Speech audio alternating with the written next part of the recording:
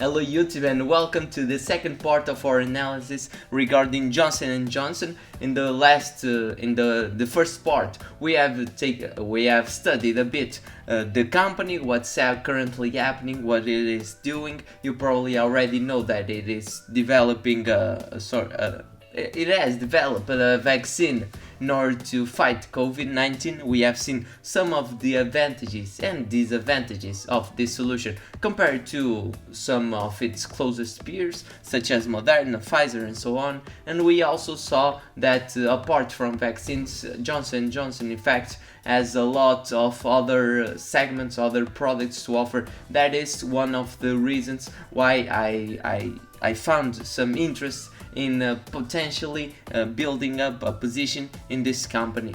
Today, in the second part, we'll start to look more closely at the numbers. I don't know if I will be able to do everything in this part so that videos don't get too long, so probably I will also divide this segment, this more analytical segment, into two parts, additional parts. But today we'll follow the typical process that I usually do in order to analyze a company, so you can take some ideas, and also feel free to share some comments below, and don't forget to like and subscribe to us so that you don't miss the following parts.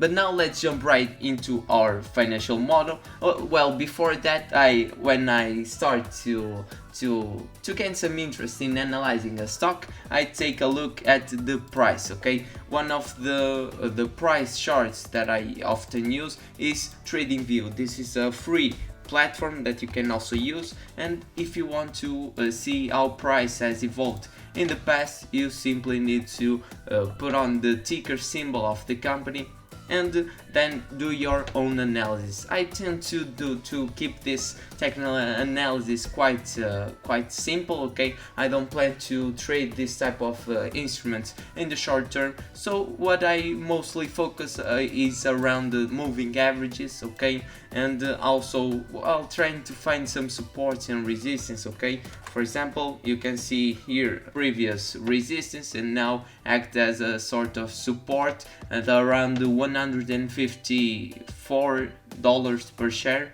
And looking at the short term moving average, I'm using 50-day SMA. It shows to be quite above the longer moving average, that is the 200-day moving average. But overall, it has been displaying a significant uptrend, of course with a lot of volatility. We can see this huge drop here in March 2020 when COVID hit the markets.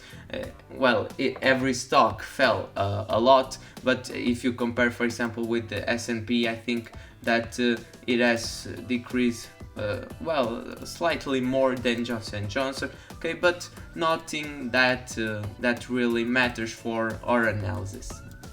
We can also try to identify a sort of trend here. Well, looking at these bottoms, it seems that the stock is holding this trend as a sort of support. I have entered I have opened my positions. I think it was around this price, so I'm kind of breaking even. But what I want to see now is the future potential. Okay, I'm not planning only to see if it goes once again to this support line, if it breaks down, if it breaks above. But it is obviously always good to have this notion of how price is behaving. But going now to numbers specifically, okay, we have here our model. So closing price, I'm recording this in Sunday. Okay, the closing price on Friday was 160.04. We have also here the range, so the stock seems to be quite close to the 52-week high, as you can see here. Okay, it happened not too long ago. We have also the market cap of the stock, price to earnings ratio, and the volume, and so on. This is some basic market some basic market data. Okay, one of the most important things I tend to look at it is well, in how far is price from the 52-week high and low. Okay, because we can it is some quick conclusion. We can put into perspective the current price around compared with the historic data. It is a company that operates in the pharmaceutical industry, as we have seen in the first part of this series. Okay, the company does a lot of research and development, and it operates through three main segments: consumer, pharmaceutical, and medical devices. Okay, in consumer we have a lot of things such as shampoo. I think that Listerine is also from Johnson & Johnson. Pharmaceutical, we have things like the COVID-19 vaccine. I think that it is included in this segment. And then we also have other medical devices that includes, for example, products for orthopedic surgery, cardiovascular, and so on. A lot of several purposes. Going now to the most relevant value drivers, in my opinion, of course. Keep in mind that this is the analysis I tend to do, but this is obviously always subjective to each one of you. So the main value drivers I tend to look at, it is at the sales, the growth sales. Okay, how sales are evolving in the past. We can see that Johnson & Johnson has been quite stagnated in the previous few years, and in the past it has shown some significant, okay, for a huge company like this and in mature markets. It was 6.7% in 2008. It was quite significant, but in the previous 2 years, well, it hasn't shown any decrease, but it is mostly stagnated. But in addition to this, it is also important to look at the return on invested capital, where we want to compare how much profit is the company making. Okay, for this I'm using EBIT, earnings before interest and taxes, before taxes. Okay, so we take out the taxes component of this profit, and then compare with the invested capital, and we can see that in the last 3 years it has shown quite significant returns on invested capital. That it is a good sign that the company is able to generate some significant profits from the capital that it has invested. Then once in addition to the previous reference that we have used in order to compare the price between the high and the minimum in the previous year, we can also look at the price to earnings ratio, namely at the average of the previous years, and compare with the current price to earnings ratio. For example, currently the price to earnings ratio is below the average that is shown, and this can be if we use some heuristics such as the conversions to the mean. We can estimate that there is some possibility that the price is well, let's say cheap, but in commas, because it might be there might be some higher probability that price to earnings ratio will converge to the average. But of course this is only a very broad analysis, and I don't suggest you to invest only based in this metric. Looking more deeply into the profitability and return measures, once again we can see that revenues have quite stagnated. On the other hand, gross margin, well, it decreased significantly from 2016 and 2017, but significantly, well, 2 percentage points, and has been kept relatively stable in the past 2 years. The same happened in the EBITDA margin and also net income, but with a small decrease in both these two measures. Looking at the return on equity, we can also see that similar to return on invested capital, it has shown a significant value in the past 3 years. On the other hand, return on assets, it also shows some acceptable returns, but obviously assets are significant in the structure of this company, so this return decreases significantly compared namely with the return on equity, where the denominator is only stockholders' equity.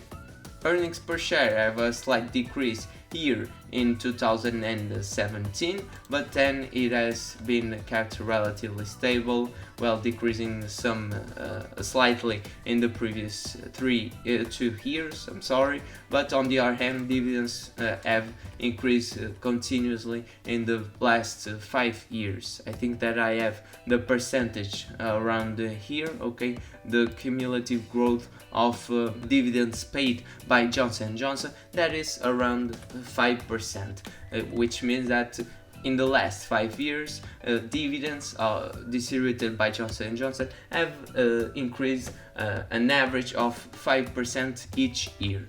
Looking at the capital structure, this is also important to see if the company has too much debt, for example. That is one of the most important conclusions we have to take. Comparing the debt structure, it has fluctuated quite a bit, going from 27 billion, 34, 30, 27 again, and now 35.2 in 2020, which is also seen if we look at the capital structure, okay, comparing this total debt with the total assets. From my perspective, this is, well, some significant volatility. We are talking about billions after all, but for now I think that this is not a significant problem, and the company still has the component of the assets that is financed through equity is still the largest one. Better than looking at the debt in its full amount, it is best to look at what's happening at the level of cash flows. Looking, for example, at operating activities, we can see that the company has been able to achieve positive cash flows every year in the last 5 years, and this have been enough to compensate for the investments made, and also the net cash for regarding financing activities. At least in 2016 it was. In 2017, if we can see here, it was quite negative. 2018 also it was slightly positive, 24 million. 2019 negative. 2020 it was also slightly negative, okay. Just one note here, I'm considering not only cash but also short-term investments. So, well, in investing activities we shouldn't I'm looking at both these measures, okay, but I'm considering also financing activities. Usually when you calculate or when you estimate how much money is the business freeing to pay its investors, we tend to look only at the cash provided by operating and also investing activities. And as you can see here, well, the 2020 was a year, as we were probably already expecting, was a year with a lot of intensity regarding the investment activities, but the cash that was generated by operating activities was more than enough to compensate for this. Obviously, remember that also in financing activities we also have dividends paid. As we have seen here, company was able to increase, but well, probably this continuous increase will not be sustainable if things continue like this, if the company needs to invest these huge amounts in the future, because, well, part of dividends are included here, the 10 billion paid in dividends are included here, and as you can see in the total, the amount of cash has in fact reduced. Looking once again at the debt burden, okay, or how much debt the company has, and what is the effort that it has to pay in order to fulfill its obligations, we can see that interest expense were only 200 million, and when we compare it, for example, with EBIT, where is operating profit, we also have EBITDA, for example. Here it is just a slight portion of it, and the company should be able to fulfill all of its payments. Here, I'm sorry, but the title is quite is wrong, okay.